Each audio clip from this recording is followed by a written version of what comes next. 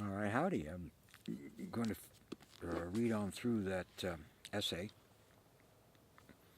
that I started last time uh, about the Dionysian unmasking process and so forth.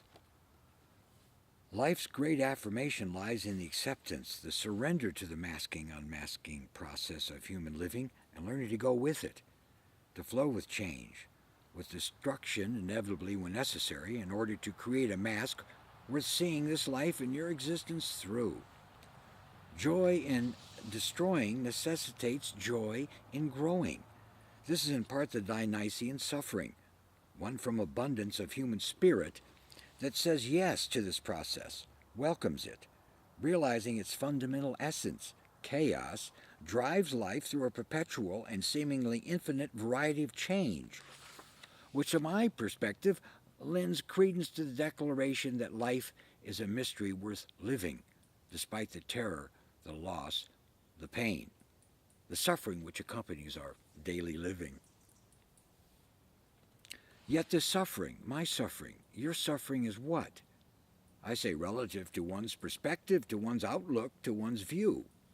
If I buy into this, it's supposed to be a world of pain and loss, which it is, most assuredly is, but is that suffering? I guess it can be. In the most practical concerns, loss is suffering. It causes pain, which causes more suffering. But what usually happens with one suffering for whatever reason, physical or psychological, what happens? One gets over it, or buries it, and covers it over with distraction. So inevitably it will resurface and cause more pain, which will be interpreted as more suffering, and on the vicious cycle goes. Suffering causes suffering. How can one hope to break the bondage of this cycle if the fabric, the bedrock of this life is pain and loss, which one translates into suffering, which it most certainly is at times, but not all the time? Suffering is subjective, as in pain and loss. Yet these things are universal also. We all share in this subjectiveness and relativity of one's pain.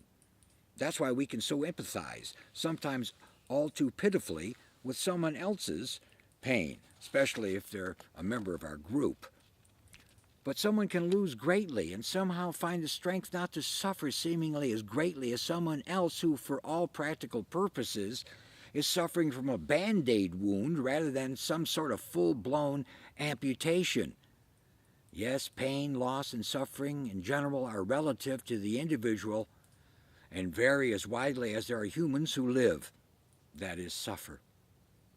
How can then something so universal, so widespread, so human, be of no benefit in our living here on planet Earth? Is suffering only to teach us of another world? And there's part of the solution. It's in the problem of why do we suffer? How one answers that question will shed light on life-affirming suffering or life-negating suffering. Any way you look at it, it's still suffering, but from abundance of strength of spirit or from depravity. The Dionysian insight into chaotic change, which inspires creativity, which feeds the fires of destruction, forming and forging new perspective, honestly and courageously accepts, invites, demands this state now and then and now again. One realizes here in the essence of change, in the essence of loss, which can and does create pain, which makes us suffer, either joyously, despite this state, because one senses intuitively its dynamic necessity in creating and overcoming of human value, pushing the anguish and fear and frustration of life into the background, or suffering woefully from a lack of human spirit, human capacity for change, for destruction, for growth. The use of the Dionysian is the challenge for the millennia. Until now we called it devil, evil, no good, worthless. But ironically, it's just the opposite: vital, fecund, fertile, living, changing, becoming. Today we cannot live without our perspective. without our view, without our truth. But in reality, I propose this truth is but a mask to which one must ultimately grow beyond or perish of its conditioned weight. One's perspective, one's worldview, inevitably leads to the border, the forbidden, the unknowing. Whether one leaps into the abyss or has to be pushed doesn't even matter. It will happen anyway. One must sink or swim.